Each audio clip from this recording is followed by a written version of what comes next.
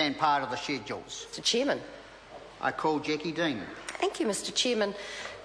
Very pleased to stand up and take a call on corrections. In fact, I forego the opportunity to speak on another extremely well-performing ministry, and that is the Police Ministry, to have the opportunity to speak on corrections, because I want to extend my congratulations not only to the Minister Anne Tolley but to Chief Executive Ray Smith in turning around over the past 6 years. I know the personnel have changed a little over that time, but those are the people at the helm now, to a service which is very, very strongly focused on reintegration and rehabilitation. And if I look back to when National first came into government and have a look at corrections, we used to see them occasionally along Lambton Quay in their ghastly green, ill-fitting uniforms, and that's what they'd had for a number of years under a Labor government. And I remember seeing the women walking along, women officers, and they were wearing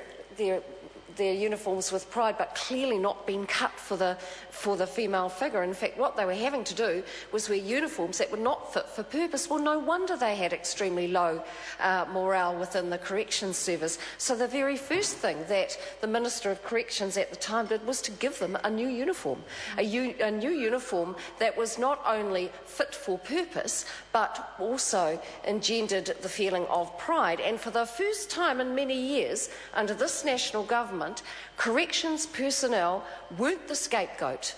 We're no longer the people who were blamed for anything that went wrong in corrections. In fact, the culture has been changed so significantly that all we ever see when we go to prison visits are men and women who are professional and have absolute pride in their work, absolutely know they've been backed by their Chief Executive and their Minister, and have the strongest focus, and they say it in their literature, they say it in their Reducing Reoffending by 25% book. They say their absolute goal, their ultimate goal, is to reduce reoffending. Well, what a change. What a change, what a sea change that has been over the past 6 years under this national government. We have people who take pride in their work and have an absolute focus on reducing reoffending.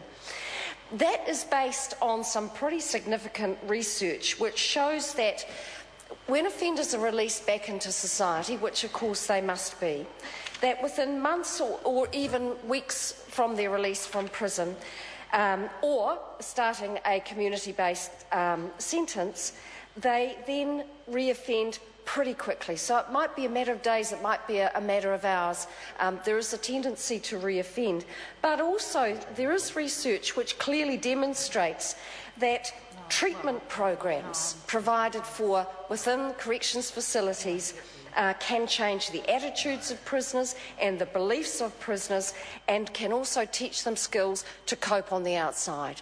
So based on that knowledge, based on that understanding, based on the great morale and great leadership in corrections, we now have a modern corrections which is absolutely focused on tackling drug and alcohol abuse. Most prisoners who go into prison have issues around drugs and alcohol. We know that. We are providing more rehabilitation to every prisoner, and we are beginning to show, with the prison muster and the rate of reoffending which is dropping, that those rehabilitation measures are working.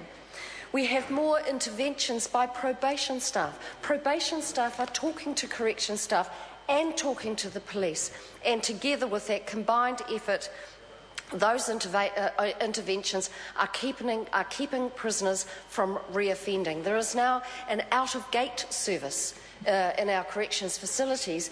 No longer you have the day where the prisoner finishes their sentence. Literally, they walk out the gate and are left to their own devices. Now strategies and plans are put in place to keep the prisoners safe, to keep them from reoffending and renewing that useless, worthless cycle of crime, going back into corrections and reoffending.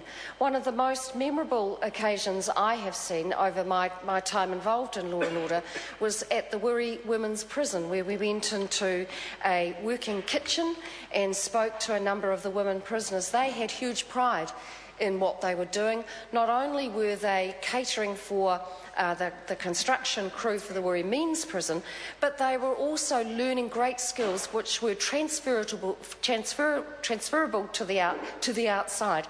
Now, those prisoners were looking to a life which didn't involve crime anymore. Mr. Chair, that is a huge success. The question is that vote corrections stand part of the schedules. Those of that opinion will say aye. To the contrary, no. The ayes have it. Members, the time has come for me to leave the chair for the dinner break. This debate is interrupted. I shall resume the chair at 7:30.